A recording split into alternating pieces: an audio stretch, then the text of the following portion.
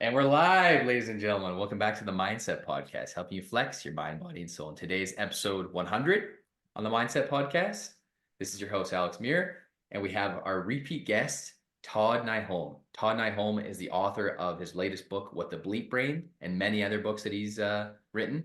But again, we're having Todd on again because our clips from the last couple episodes that we've had have done very well on TikTok, Instagram Reels. And Todd, welcome back to the podcast. Happy to have you on again, and happy to dive into all of the methods, the Vital Brain method from your book, more in-depth topics into what the Bleep Brain, and welcome back. Thanks for having me. I'm excited to be here and talk more. This is my Absolutely. favorite subject for sure. Absolutely. And speaking of brain health and speaking of what the Bleep Brain, where do you kind of see things going with some of the things that you've learned in your life with, improving your emotional regulation, improving your brain health, finding ways using your vital brain method to not kind of overthink, be overstimulated, or maybe be in a state of overstimulation, but learning how to that, central nervous system, like keeping that in balance and in check. Where do you kind of see things going from what you've learned by writing your book, What the Bleep Brain, for people's long-term brain health? Yeah, I think we're going to find better ways to work with our own system, So I think a lot of people, they're so outside of themselves, they don't realize how much power they actually have inside. And as more people come along and try to teach people how to do it, and they get more successful with it, I think you'll see, a smaller group and then a bigger group learning how to do it with themselves so that they can change their daily life. Because to me, that's the big thing with it, is like, how do you change your experience of life from day to day so that you're having a better moment by moment experience, so you're not sort of conquered by anxiety or depression or social anxiety, things like that, so that you experience it better and you need fewer things to keep distracting yourself with. So it would give us kind of an alternative to being stuck on phones and, on TV screens and all that kind of thing, because we'll be able to regulate ourselves better. So I think that's a big place where some of the work that I'm doing is going. And there's going to be more interesting, use of different kinds of herbs, I think, and nootropics and things that'll help a lot of people. And I think that'll be kind of interesting to see where it all goes long term. Absolutely. And I myself, I'm a big proponent of exploration, adventuring, experimentation. And when I say experimentation, I mean that in all the healthy ways, right? Right. Yeah. Yeah. um, and like speaking of experimentation and kind of exploring the realm of nootropics, medicinal mushrooms, I I can't remember who told me about it, but I think it was a personal trainer that takes them, and he's a huge advocate for medicinal mushrooms. And he's the one that told me, because he's had traumatic brain injury, like tons of he used to play hockey, and he was a hockey goaltender. And being in hockey, right, you get hit, you get the slap shot to the cage, and it can knock the wind out of you, right? And people in football, all those contact sports where you're constantly like you getting that head trauma or just that impact where it's just like slam repeatedly to the brain, and it's the brain's just getting like bounced around like a basketball. Not good, right? So long term, that's not good. That can probably, like, I'm not a doctor, not trying to be a doctor on the internet or anything, but from what I've seen, that's gotta impact the brain health long term, and it's gotta potentially cause Alzheimer's, dementia, permanent brain damage, right? So this personal trainer that I, constantly ask questions. I'm always asking, like, what trends are you on right now? What supplements are you taking? How are you training? How's your training changed? And one area of supplementation that he was talking about was, like, Alex, like lion's mane.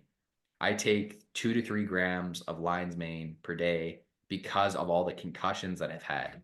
So, can you speak a little bit about maybe any supplements that you take that, again, they're supplemental, right? They're not the be all and end all, but maybe some supplements that you take that you truly believe in for long-term brain health, again, in conjunction along with uh, regular exercise routine, diet, sleep, social time, like social bonding time. Because again, you can't just take a supplement and expect it to change your life. It's all the other things, holistic approach to health. So Yeah, absolutely. Because like the supplements won't make up for the other stuff. If your diet is terrible, if you're not sleeping, if you don't have connections, if you're not able to kind of slow your system down a bit. But once you do, there's a lot of great ones that can work pretty well. Lion's mane is great. Phosphatidylserine is quite useful. There are a bunch of products that you can find that package them together. Vincentopine is great. There's a product called Mud Water that has a lot of them put together. I don't know if you've ever seen it. I've It's heard of that one. Yeah. yeah, I mean, it has a lot of them put together, so you can just kind of order it and mix it up. It's not the best tasting stuff, but it's not the worst either. It's just like a warm drink you can have. But as Lion's Mane and a couple of the other ones I was just mentioning, I think also keeping your inflammation down is really helpful for your brain. So anything that can help you do that is quite helpful. So curcumin and in some of those other kinds of products. For sure, for sure. And Yeah. like a big thing that I've been really trying to like hone in on, especially, is like there's a lot of inflammation that's caused from sauce, from like the sauce that we put on our food, like the oils, right? Like all, like most of the inflammatory issues that we have on our muscles and our brain are caused by the foods that we eat and the sauces and all that kind of thing, right? So like talking about avoiding inflammation markers, Nice. it's really difficult because the inflammatory oils are in everything. And so like a few of them are sunflower oil, canola oil, uh grapeseed oil, like all those oils, right? And they're literally in every salad dressing and everything, right? So it's really difficult. So you either got to make it from scratch, or you got to look, or you got to spend like $10 to $12 for a salad dressing that doesn't have it. So it's Absolutely. brutal. So They're everywhere. Yeah, and I you don't. combine that with sugar, it's really tough, right? Yeah, yeah. So Yeah. because I have an easier time limiting sugar than I do with like, you know, eliminating all of the inflammatory oils in the diet, because it's really hard to do because they're in Yeah, absolutely everything, right? And if you go absolutely. out to eat, they're in all the restaurants, they're cooking with those oils. So I mean, I don't believe you can entirely eliminate all of them unless you just don't eat out or you don't eat anyone else's food. So Yeah, it's really difficult. Yeah, yeah.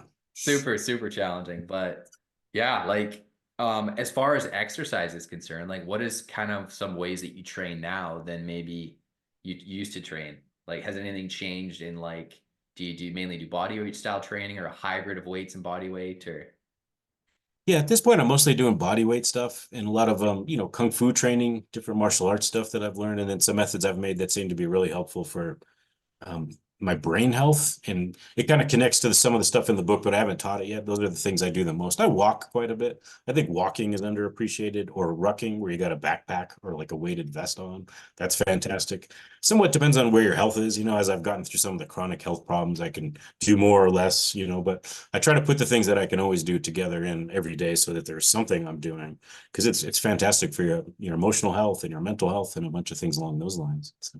absolutely. And are you someone that does like, do you do like every day that you train, like do body weight training and walking, or you do like body weight training 3 times a week and walking every day kind of thing? I definitely walk every day. I do a fair amount of the body weight training, but there's days I certainly take off because your body needs time to heal. Less so from the walking, unless you're doing 100 miles in a week or something ridiculous like that. Otherwise, you can do that pretty much every day. So, Yeah, totally, totally. Yeah, I'm with you there. Yeah. Because like I just turned 31 in February, and again, recovery, right? yeah, Slowly, we need more and more and more time to recover. And so yeah, like same thing, I'm in the same boat as you. Like when I have a day where I hit the weights like really hard and I'm like, I wake up, I'm like, "Ugh," like I'm like, oh God, it's a stretching day today, right? yeah. I listen to the body. I'm listening to the body way more. And the fun thing is, what people don't realize is like abs are made in the kitchen. They're not made in the gym. And I know it sounds like a broken record, and probably a lot of people hear this, but when you just dial in your eating, it's like like that's 80% of the work. 20% of the work is the exercise. But if our eating and everything else is dialed in to as best as possible, then it makes the training 10 times easier. So Right. That's the yeah, way to do it. Yeah. yeah, You can't yeah. make up from a bad diet with, working out. You can't do it. No, because you Yeah, not need at all. that fuel to keep going, because your muscles are constantly breaking down between each workout, right? So Yeah, absolutely. yeah, yeah, and it'll accelerate the recovery too when you're eating really good, really clean too. So, and so far, I know you might not have got a ton of feedback yet on the book because I know it was just released, but anyone, friends or family, or anyone that you know that has purchased the book and you've got any feedback or testimonials, what has been a common piece of feedback that you've received from readers about the book, What the Bleep Brain?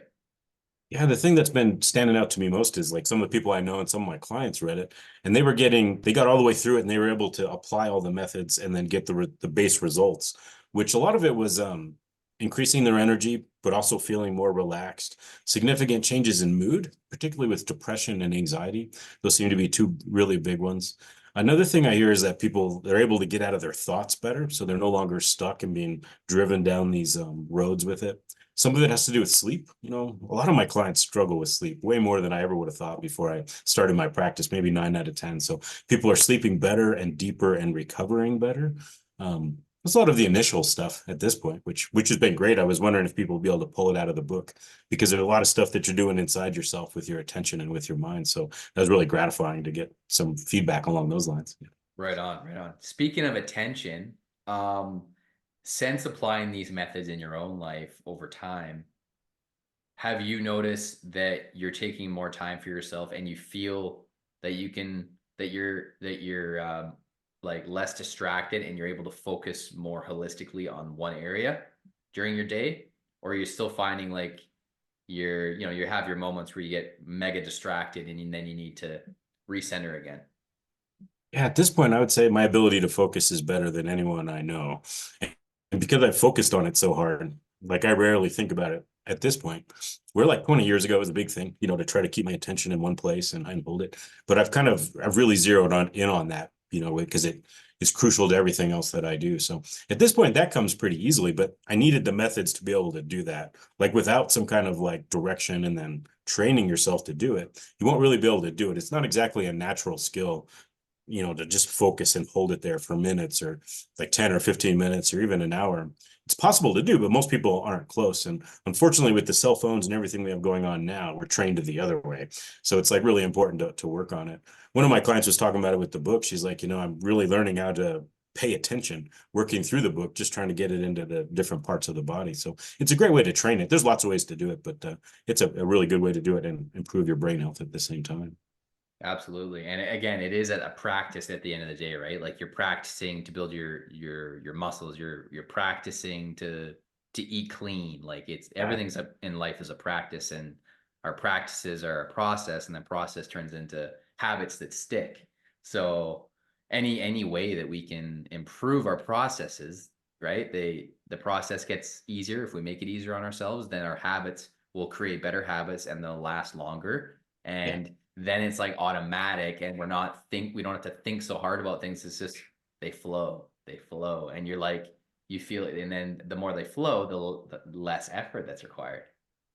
Yeah, and then that becomes your future, and that's like how you build the future that you want is just exactly how you described it. And you do it over time, and then it becomes like a flow and an effortless movement, and it becomes you, which is super cool. Yeah, I love that. And how do you stay updated, or maybe what's some books that you've personally read, or publications or stuff like that, to how you stay updated with the latest research in neuroscience, and how does it influence your work? Yeah, kind of constantly looking around. I think I listen to more podcast interviews than I read at this point because I can do it when I'm driving or when I'm walking. I like Andrew Huberman's work quite a bit with that podcast, and Dr. K from Healthy Gamer GG. He's got some amazing things to talk about. So lately I've been listening to a lot of that, but I also just read journal articles and kind of flip through stuff. So I'm always picking at things to see what I can find. But those two guys I've been listening to a lot lately, partly because I'm learning from their podcasting style. But that Healthy Gamer GG, Dr. K there, he's quite wonderful to listen to. Lots of neuroscience and updated neuroscience because he's a psychiatrist from Harvard. But he also combines it with some of the yogic stuff because he was a monk for a little while. So an interesting place Ah, to learn some of that stuff as well. Yeah. right on, You can right probably on. see why I like him. Yeah. Absolutely, absolutely. Like all those things together, right? Like yogi, monk. Yeah, Yeah, that's yeah, awesome. exactly. And what's the most unexpected like source of inspiration you found while developing your brain training technique? There are a lot of things that I learned from ancient texts that I was digging around, where it'd be like old yoga masters or martial arts teachers or people who were just they had methods for living life better, and they would just talk about it that way, and then they would describe some method, and I'd be reading it and go, wait a second, I think I can do something with that. And I tripped over a lot over the years, so that was probably the most surprising. When you're looking at some of the more modern stuff, say like Andrew Huberman, it's a bit more obvious, to talk about it. But sometimes you'll just be reading something and you're like, wow, 5,000 years ago someone said this, and it's been really useful to my process, following their instruction from that long ago. Right on, right on. I like how history, even though it's written differently and it's worded differently, sometimes it has a tendency to repeat itself in other texts in the modern text. So Yeah, it's cool how that, looking back, can also spring forward in a similar fashion, but just written differently and spoken differently. for sure.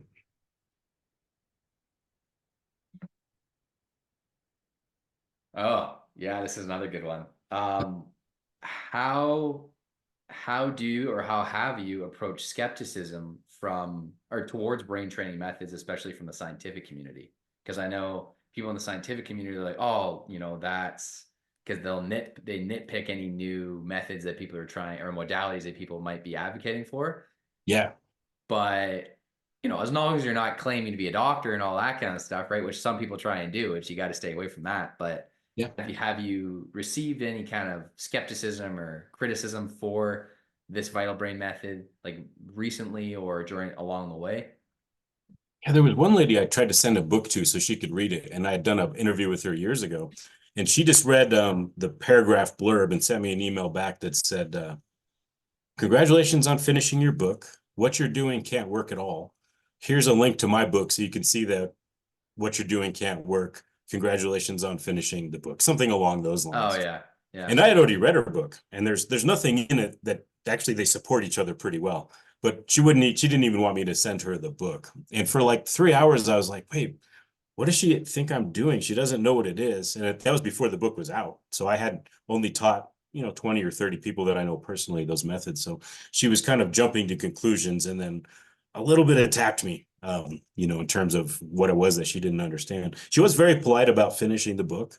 But it was interesting. I wonder what she thinks it is, because she can't know, she hadn't seen it yet. And this is the first time I put those into print. So, it's a bit of an interesting thing. Another guy, he said, these are too left-brained for me, and that was a little criticism I got.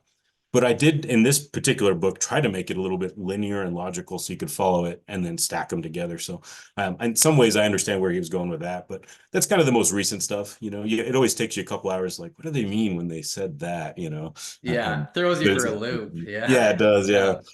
Now, even myself, like when he says, "Oh, that's more left-brained," what does he mean by that? That's literally all the words he gave me, but I kind of think, because if you follow through the methods, I'm giving you these ways to change how your brain is kind of functioning, so you get a different brain state. And then I work you through your body in a linear math, where you're going through this part of your brain and then this part of your body to get certain activations to happen. And I think it's that order of things that was kind of logical. That's like, okay, you got to do these 20 things in a row, where he probably wanted something more, I'm trying to think like spiritual in a way, where like there's a big Okay. change because you're Right. doing this, what I mean? A little bit more Yeah. right brained and out there and creative, as opposed to Right. logical linear structure. I'm Oh, guessing. I see. I see. Yeah. Yeah. Yeah. Yeah. Yeah. But the thing is, you can get that by doing the process. You get there by doing the process. And like I talked about in our last episode, like it's taken me years with a regular meditation practice to be able to lessen my personal anxiety, because I'm someone that's just wired a little more anxious, right? Yeah. And I've made tremendous improvements, but it's still there. It's still hanging in the balance. Like when life gets stressful, when life gets tough, sometimes I veer to, I'm like, oh my God, like I get overwhelmed. I can get overwhelmed easily if I allow myself to, right? So Sure. like you're talking about the process, right? The vital brain method, like utilizing these modalities, it's meant to be a practice, and you follow the practice, you follow the tools and the method, and eventually it will make improvements, but it's still work. You still got to put in the work. It's not going to be like a light bulb that just goes boom, like, oh, like everything's changed. It's like, it's not like that. It's incremental progression towards better brain, long-term brain health.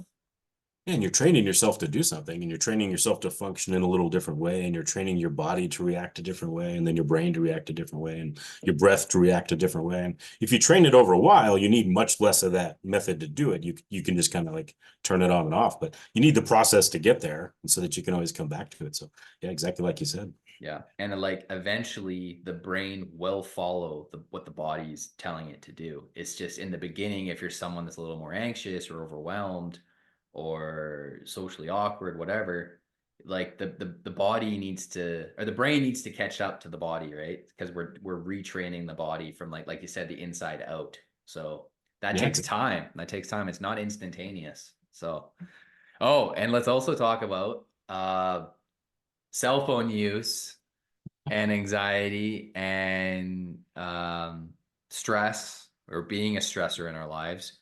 These are absolutely, I know mine's glued to my hip. I know it's a bad Yeah. thing, you Oh, you're know? right Yeah. now. Yeah, exactly.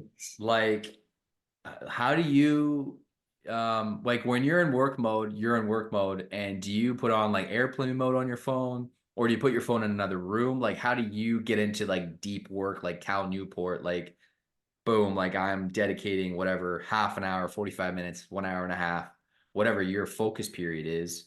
Or do you do it into smaller chunks, like Pomodoro technique, like put on a timer for 30 minutes, take a break for 10, kind of a thing? Yeah, I tend to like use a timer, and I'll often put it somewhere else just because they also have signals that are moving through the air, you know. So if you put it in the other room or leave it in the car, let it charge for a while and set up a timer. I do think it eases people anxiety if they have a timer. Say, okay, I'm only doing this for 30 minutes, or I'm only doing it for 10 minutes, or whatever might be the time frame that you need, because we are kind of attached to it. And if you grew up with it, it might be really difficult to do. But I think you have to practice that too, because you want your mind to be able to become calm.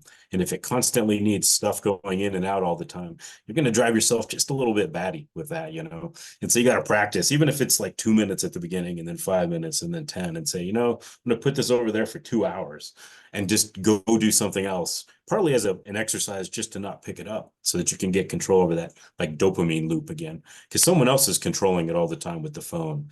And that's a bit of a, you know, a troublesome thing, you know? Absolutely. Yeah. And that's another thing too, is like, uh, I'm someone that have experimented with re-regulating my dopamine.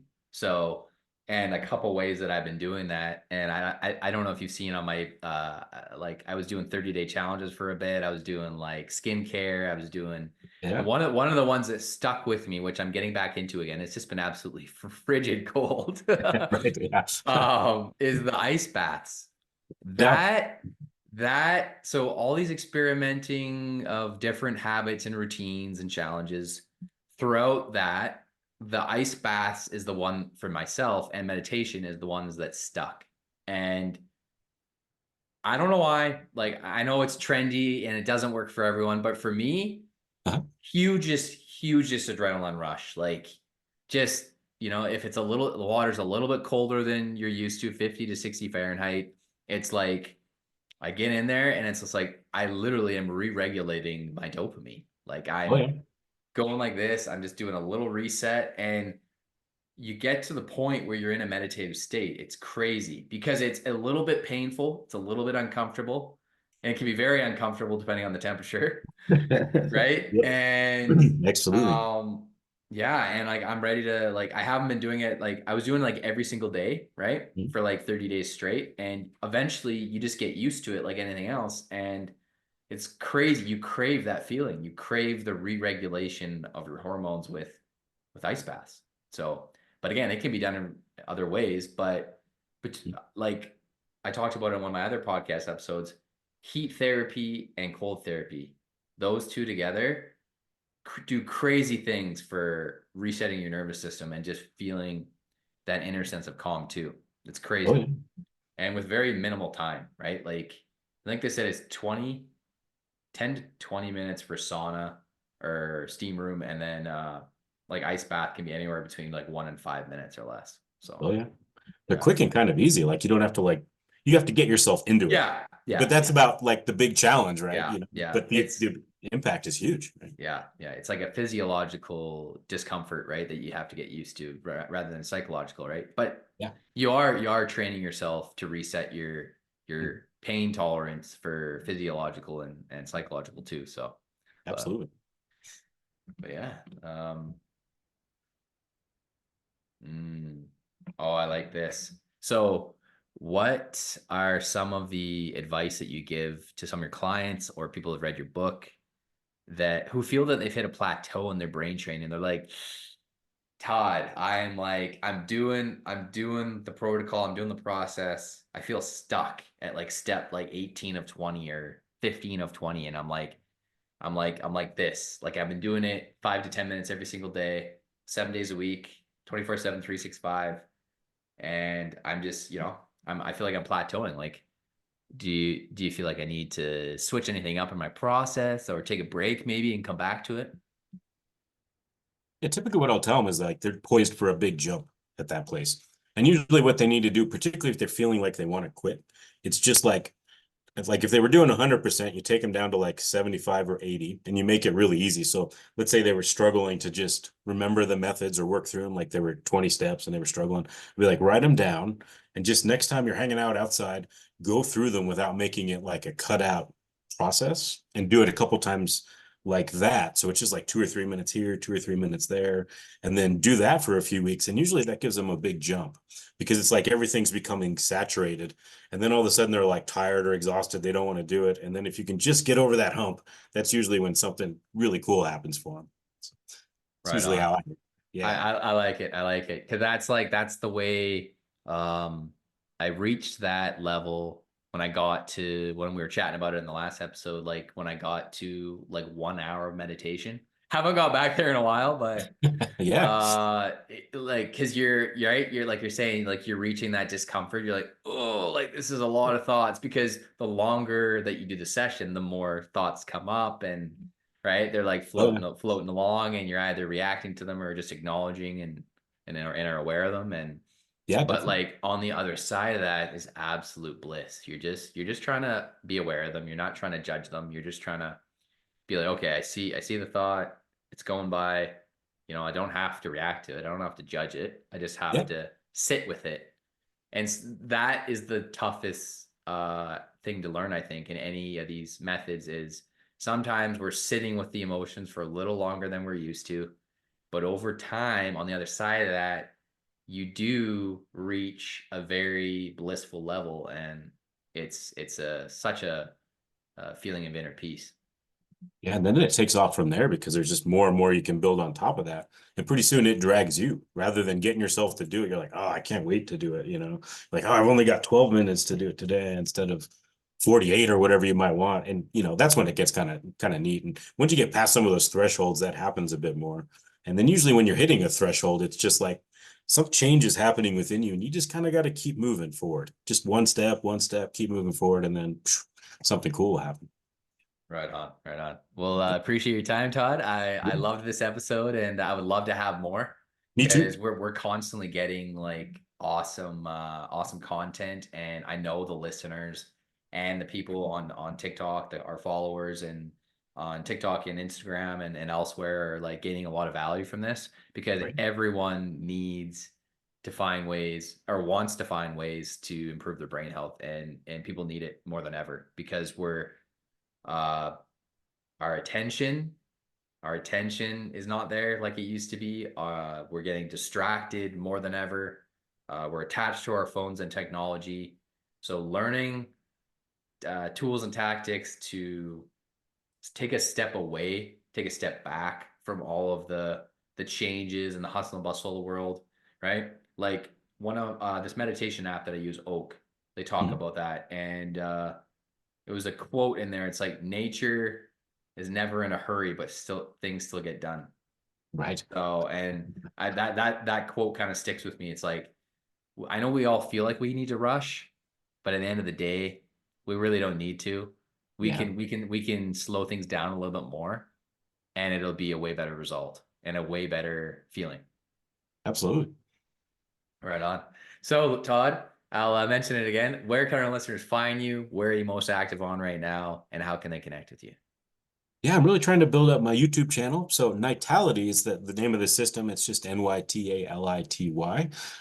So nitality.com and then Nitality on YouTube and TikTok. And The website is meant to host everything, so you can always find me over there. But I'm gonna really start doing a lot more video content over the next couple months because not everyone reads, as much as I like to read. So I think video might be really helpful, and I'm gonna move in that direction a bit more.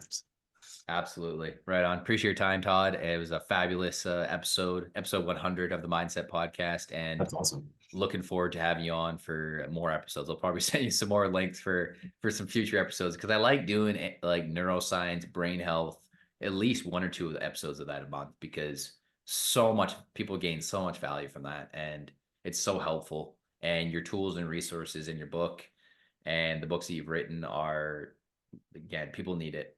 So Awesome. I'd love to do more. right on. Appreciate your time, Todd, and looking forward to connecting with you soon. Sounds good, man. All right. Congratulations on 100. Yeah, absolutely.